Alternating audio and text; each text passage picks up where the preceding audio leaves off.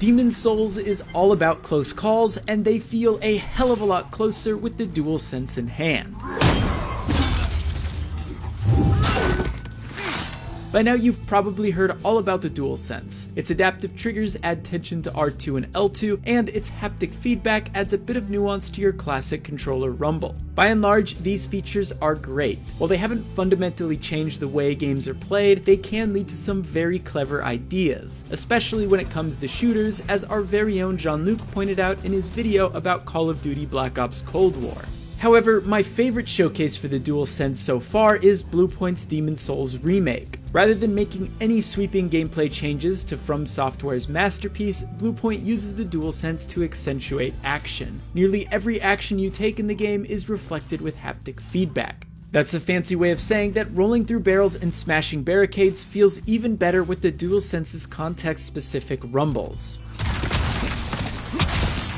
But it extends far beyond my systematic destruction of every single wooden object in Demon's Souls. Whisking through a fog door before taking on a hulking boss yields a soft rumble. A near-deadly fall could send a powerful jolt through the controller. And a ferocious dragon soaring overhead at breakneck speeds will make the DualSense shudder in your hands. Combat in particular feels heightened thanks to the haptic feedback. Connecting blows with a weapon, whether that be the formidable bastard sword or your bare fists, will elicit a different rumble depending on the surface you hit and where your weapon connects. The where in this context may seem a bit strange, but it makes sense when you think of the rumble as you would stereo audio. If you hit an object or enemy slightly to your right, the rumble will be more prominent on the right side of the DualSense. If you thrust your weapon, the rumble will feel centralized. Just like stereo audio, the positioning and source can affect the rumble. For example, if I slash this brick wall from this position, I will feel a sharp, quick rumble in the right side of the controller as my sword bounces off the hard surface. If I face the other direction and swing, I feel a longer vibration in the left side of the DualSense that mimics how my character dragged his sword across the wall at the end of the swing.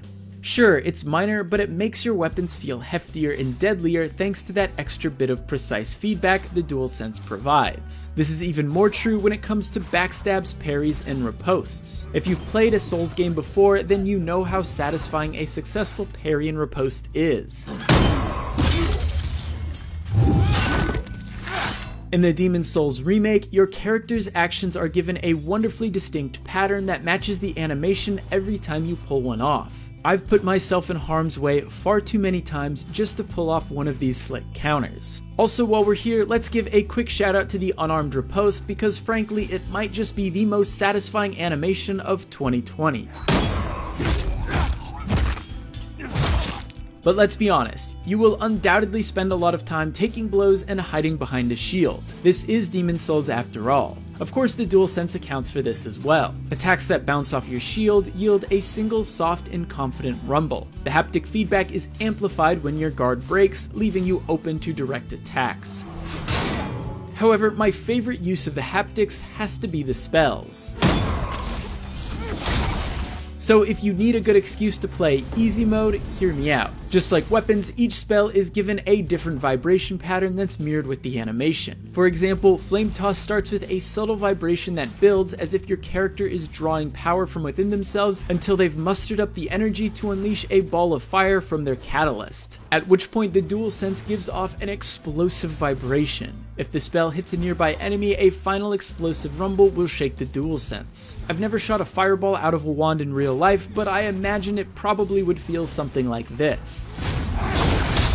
Alternatively, if you cast something like Water Veil, the results will be appropriately more subtle. The DualSense will vibrate as you cast it. As long as its effects are active, you will feel a slight consistent rumble until the spell wears off. Aside from just feeling pretty cool, this is a handy way to know when a buff expires and it's time to recast it.